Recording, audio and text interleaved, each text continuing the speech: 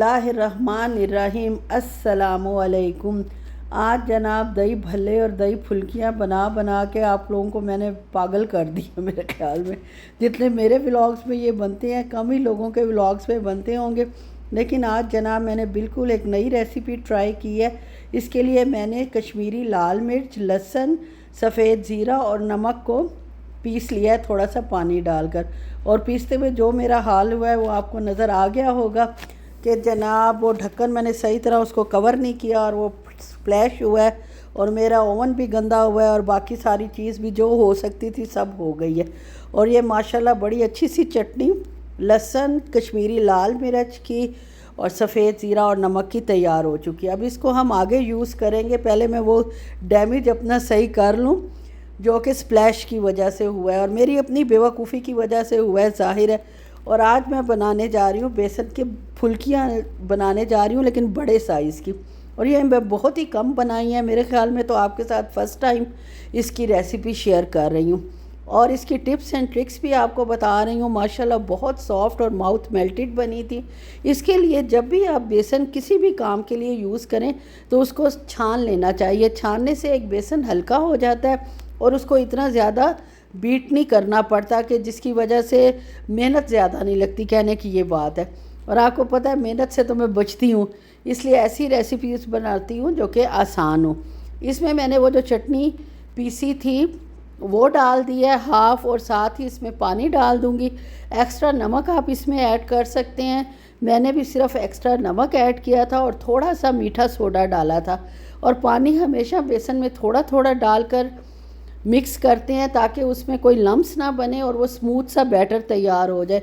जितना smooth batter होगा उसका आपको पता है उतने हमारे फ्लफ़ी और अच्छी फुल्कियाँ बनेंगी और उनके अंदर जाला होगा। अच्छी फुल्कियों की ये निशानी है कि अंदर सारा नेट का जाल बिखरा हुआ होता है और बाहर से जब आप उसको फ्राई करते हैं तो उसमें होल्स हो जाते हैं, सुराख हो जाते हैं। और बस जब ये निशानी आपकी मिल जाए, आपको फ्राई करते हुए के ऊपर से सुराख हो गए छोटे छोटे, तो समझें आपने बड़ा तीर मार लिया और आपको बहुत अच्छा आपका बैटर तैयार हुआ है। इसको मैंने बहुत अच्छी तरह देखें ये एक ही उसमें बह रहा है, टूट नहीं रहा, तो it means it is ready for frying. लेकिन हम इसको अभी फ्राई नहीं करेंगे। इसको आधा घंटा मैंने छोड़ दिया था ढक कर और आधे घंटे बाद मैंने इसको फ्राई किया था। आखिर में जब अच्छे से आप इसको फेंट लें तो थोड़ा सा मीठा सोडा डालें और मीठे सोडे के ऊपर भी आप थोड़ा सा पानी डालेंगे ताकि मीठे सोडे के भी लम्स ना बने। आधे घंटे बाद जब मैं आई हूँ माशाल्लाह, तो मेरा ये देख लें किस कदर शानदार और मज़ेदार और माउथ वाटरिंग जो है वो बैटर तैयार है। आजकल अफसोस करने चचा जान का माशाल्लाह कुछ फैमिलीज़ आ जाती हैं हफ्ते में एक दो दफ़ा, तो जिसके लिए मुझे कुछ ना कुछ बना कर रखना पड़ता है। कुछ ना कुछ तो ज़ाहिर है दूर से आती हैं, कोई रियाद से आता है, कोई कहीं से आता है, तो थोड़ा बहुत तो सामने रखना ही पड़ता है। तो मैंने उसके लिए दही फुल्कियाँ, अब जो लोग गेस्ट आ रहे थे उनके लिए मैंने कहा दही फुल्कियाँ बना लेती हूँ। और ये एक फुल्की डाल के जब वो फूल कर ऊपर आ गई है तो बिस्मिल्लाह करके फिर मैंने सारी फुल्कियाँ जो हैं वो डाल दी हैं। आलू और चिकन के कटलेट्स मेरे पास पड़े हुए हैं और साथ ये फुल्कियाँ हो जाएंगी। थोड़ा सा फ्रूट काट के रख दूँगी, बस यही कुछ ही करूँगी। और क्या कर सकता है बंदा, ज़ाहिर अफसोस करने आ रहे हैं, कोई अल्लाह रहम करे दावत तो है नहीं। तो मेरा यही होता है कि चलो कुछ ना कुछ जो बंदा कर सकता है थोड़ा बहुत कर ले। बाजू का भी मेरे अक्सर मसला हो जाता है कि ज़्यादा इस्तेमाल नहीं कर सकती, दर्द शुरू हो जाता है। और डॉक्टर ने भी ये कहा है कि जैसे ही दर्द शुरू हो आप सब काम छोड़ दें। पहले भी आपने अपनी निगलिजेंस की वजह से इसको इतना बढ़ा दिया है। हमारी लेडीज़ का यही मसला होता है कि काम करते रहते हैं, दर्द हो ना हो या ज़्यादा हो जाए काम करते करते, लेकिन हमने काम को नहीं रोकना होता, काम ख़त्म करना ही होता है, जिसकी वजह से वो चीज़ इतनी बिगड़ जाती है कि वो फिर एक्सट्रीम तक पहुंच जाती है। और एक्सट्रीम तक पहुंचने के बाद आपको पता है कि फिर उसका क्या रिज़ल्ट निकलता है। बेहतर यही है, आप सब बहनों को भी मेरा यही मशवरा है कि अगर आपको कहीं पेन फील हो रहा है और हल्का फुल्का है तो उसी वक्त उस चीज़ से बाज आ जाए और हल्की फुल्की मेडिसिन लेकर रेस्ट कर लें, इस बजाय इसके कि तकलीफ़ में आप काम करते रहें और रिज़ल्ट आखिर में इतना बुरा निकले कि मतलब फिर काफ़ी लंबा रेस्ट करना पड़ जाए या बाजू को रेस्ट देना पड़ जाए या घुटनों में तकलीफ़ है या टांगों में दर्द है।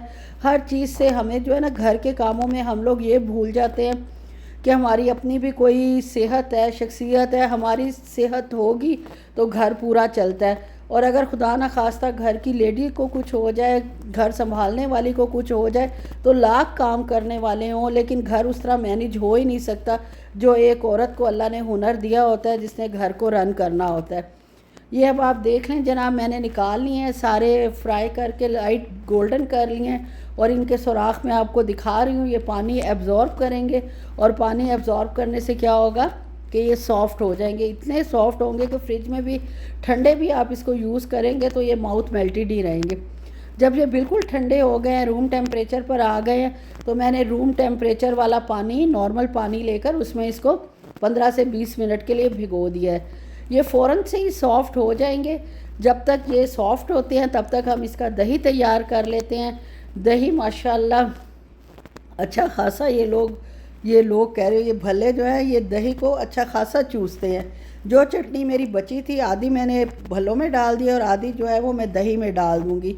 इसके अलावा आप दही में थोड़ी सी शुगर भी ऐड कर सकते हैं, काला नमक थोड़ा सा ऐड कर सकते हैं, खट्टी मीठी चटनी, चाट मसाला और सब्ज़ चटनी, और थोड़ी सी पापड़ी भी ऊपर डाल सकते हैं।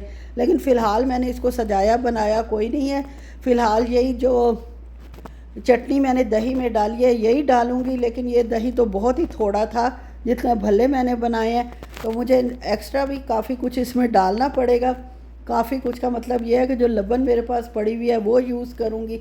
अगर दही सारी यूज़ कर ली तो फिर हस्बैंड साहब नाश्ते में क्या खाएँगे, और भी किसी काम आ जाती है। तो बहरहाल जनाब, भल्लों को बहुत एहतियात से दो हथेली के दरमियान रख के निचोड़ना है। ज़ोर भल्ले पे होना चाहिए हल्का सा, तो पानी सारा निचड़ जाता है। और ये अभी आपको थोड़े से प्रेस लग रहे हैं। जब आप ऊपर दही डालेंगे माशाल्लाह माशाल्लाह, तो ये फूल कर दोबारा कुप्पा हो जाएंगे खुशी से कि हमारे ऊपर दही डाली गई है।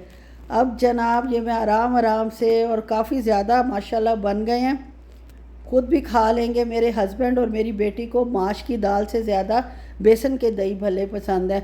वो हमेशा मुझे यही कहती है कि अम्मा आप माश की दाल के ना बनाया करें, दही बेसन के बनाया करें, वो मुझे ज़्यादा अच्छे लगते हैं। खैर जनाब, कभी उसकी मान ली कभी अपनी मान ली। अच्छा, ये टूटते तब हैं कि दही कम हो। अगर आप इसमें लिक्विड खुला डालेंगे दही, और किसी मतलब दही या लस्सी गाढ़े वाली डालेंगे, तो ये कभी भी नहीं टूटेंगे। जब आप इसको एहतियात से निकालेंगे तो ये सॉफ्ट से नरम से भल्ले जो हैं वो आपके माशाल्लाह तैयार है। दही में इसको भिगो कर रखेंगे सर्विंग से पहले 4-5 घंटे, और उसके बाद आप इसको सर्व करेंगे। ऊपर जो कुछ डालना चाहें डालें, और इंशाल्लाह अगर इस रेसिपी को ट्राई करते हैं तो आपको, मुझे यकीन है, बहुत पसंद आएगी। ज़रूर ट्राई करें और कमेंट में बताएं।